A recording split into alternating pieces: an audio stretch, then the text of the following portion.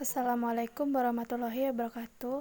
Perkenalkan, nama saya Rika Dwi Putri, BP 1810551005 dari kelas Manajemen 1.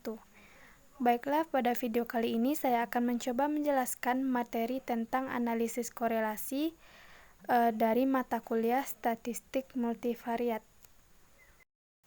Selanjutnya, pengertian dari analisis korelasi.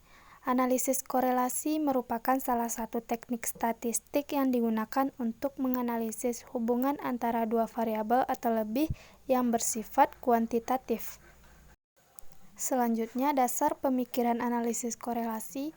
Yang pertama, bahwa adanya perubahan sebuah variabel yang disebabkan atau akan diikuti dengan perubahan variabel lainnya. Yang kedua, berapa besar koefisien perubahan tersebut yang dinyatakan dalam koefisien korelasi. Dan semakin besar koefisien korelasi, maka semakin besar keterkaitan perubahan suatu variabel dengan variabel yang lain.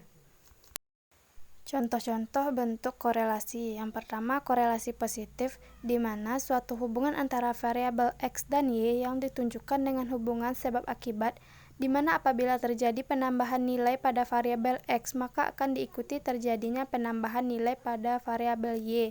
Contohnya, hubungan antara harga dengan penawaran, hubungan antara jumlah pengunjung dengan jumlah penjualan, hubungan antara jam belajar dengan IPK. Yang kedua, korelasi negatif, di mana kebalikan dari korelasi positif. Jika nilai variabel X meningkat, nilai variabel Y justru mengalami penurunan. Contohnya, hubungan antara harga dengan permintaan, hubungan antara jumlah pesaing dengan jumlah penjualan, hubungan antara jam bermain dengan IPK. Pertanyaannya, kapan suatu variabel dikatakan saling berkorelasi? Variabel itu dikatakan saling berkorelasi jika suatu perubahan variabel diikuti dengan perubahan variabel yang lainnya. Sifat penting dari konsep korelasi ini yaitu, yang pertama, nilai korelasi berkisar -1 sampai dengan 1. Yang kedua, jika X dan Y saling bebas, maka korelasi akan bernilai 0. Meskipun korelasi mengukur derajat hubungan, tetapi bukan alat uji kausal. Korelasi dalam populasi biasanya disimbolkan dengan P atau RHO, sedangkan dalam sampel disimbolkan dengan R. Ukuran derajat hubungan disebut dengan koefisien korelasi.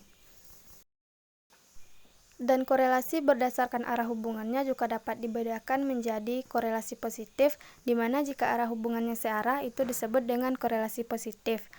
Dan jika arah hubungannya berlawanan arah itu disebut dengan korelasi negatif.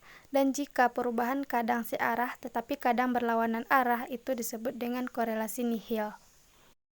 Selanjutnya, macam-macam korelasi. Yang pertama, korelasi produk momen atau person, yang merupakan pengukuran parametrik yang akan menghasilkan koefisien korelasi yang berfungsi untuk mengukur kekuatan hubungan linear antara dua variabel. Yang kedua, korelasi Rangsperman, yaitu korelasi non-parametrik. Yang ketiga, korelasi parsial, yaitu korelasi antara dua variabel ketika pengaruh dari satu atau lebih variabel yang berhubungan yang berperan sebagai variabel ketiga yang dikendalikan atau diparsialkan. Korelasi poin biserial, yaitu digunakan untuk menganalisis hubungan antara data interval atau rasio dengan data dikotomi atau data murni. Selanjutnya, contoh soal analisis korelasi person. Prosedur korelasi person ini, yang pertama, siapkan datanya terlebih dahulu. Yang kedua, membuat desain variabelnya. Yang ketiga, memasukkan data dari urutan pertama sampai dengan akhir. Yang keempat, melakukan prosedur analisis, membuat interpretasi, dan yang keenam adalah kesimpulan. Nah, berikut ini contoh soal dari produk person moment. Berikut ini merupakan data perusahaan mengenai harga permintaan suatu komoditi yang dilambangkan dengan X, dan harga rata-rata suatu komoditi ini dilambangkan dengan Y yang disajikan dalam tabel pada di bawah ini, di mana terdapat 10 data di mana ada X dan Y. X untuk permintaan suatu komoditi dan Y untuk harga rata-rata suatu komoditi. Nah, dari tabel yang tadi, hitunglah koefisien korelasi pada kasus tersebut dan bagaimana hasil koefisien korelasi yang didapatkan. Nah, untuk jawabannya, dibuatkan tabel untuk X, Y, X kuadrat, Y kuadrat, dan X dikali Y.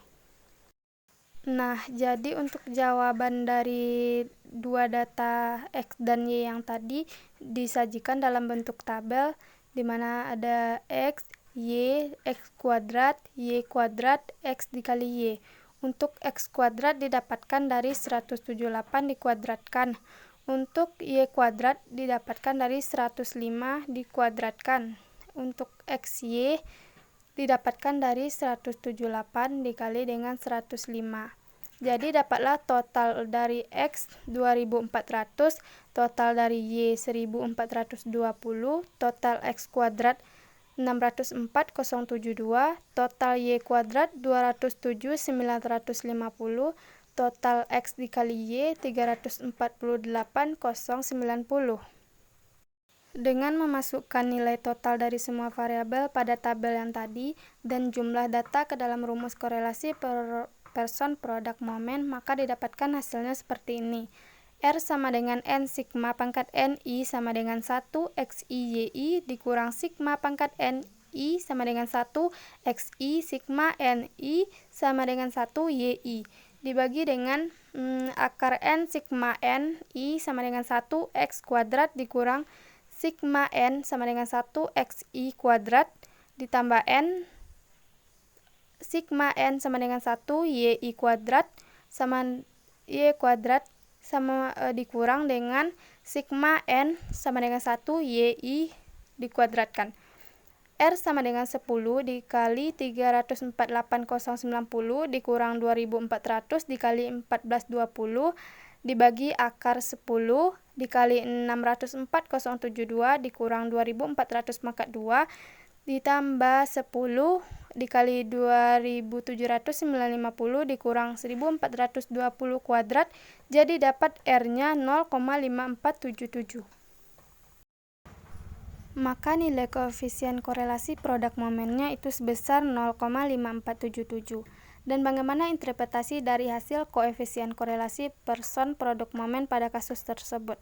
Jadi, koefisien korelasi antara permintaan suatu komoditi dengan harga rata-rata komoditi yaitu sebesar 0,5477 dengan hubungan antara permintaan suatu komoditi dengan harga rata-rata memiliki tingkat hubungan yang menengah, sehingga terkadang apabila ditambahkan permintaan suatu komoditi, maka akan mempengaruhi peningkatan harga rata-rata suatu komoditi. Dan apabila diturunkan permintaan suatu komoditi, maka akan mempengaruhi penurunan harga rata-rata suatu komoditi. Nah, selanjutnya contoh soal yang kedua itu korelasi Rang-Sperman. Berikut ini adalah data hubungan antara nilai ujian tengah semester yang dilambangkan dengan X dengan nilai ujian akhir semester dilambangkan dengan Y dari 12 responden. Selanjutnya, buktikanlah hipotesis yang berbunyi terdapat hubungan yang positif antara nilai UTS dan UAS dengan menggunakan data di atas. Jadi dari data yang tadi dibuatkan tabel untuk X, Y, ranking X, ranking Y, ranking X dikurangi ranking Y. Jadi untuk mencari ranking X ini dicari dulu data terkecil dari data X. Jadi setelah ini masih ada tabel lanjutan dari ini. Nah, ini lanjutan tabel dari jawaban yang tadi. Jadi data terkecil dari X ini ada 11. Jadi 11 mendapat peringkat 1 di ranking X. Begitu juga seterusnya. 12 ada 2 data di data X. Jadi untuk mencarinya tuh 2 ditambah 3 dibagi dengan 2. Jadi kan 2,5. Jadi untuk data 12 itu peringkatnya 2,5. Dan untuk mencari ranking Y juga diurutkan dari data terkecilnya. Begitu seterusnya sampai data terbesar. Nah, rumus untuk mencarinya itu P sama dengan 1 dikali 6 sigma D kuadrat dibagi dengan N pangkat 3 dikali N. Nah, jadi 1 dikali 6 kali 334 dibagi 12 pangkat 3 dikali 12, jadi 1 dikali 2004 dibagi 1716. Jadi dapat 504 dikurang 492 dibagi 504, dapat hasilnya tuh min 0,167. Untuk itu karena nilai hitungnya nilai hitung P ini lebih kecil dari tabel, maka hipotesis nolnya dapat diterima. Kesimpulannya, hipotesis yang berbunyi tidak terdapat hubungan antara nilai UTS dan UAS diterima.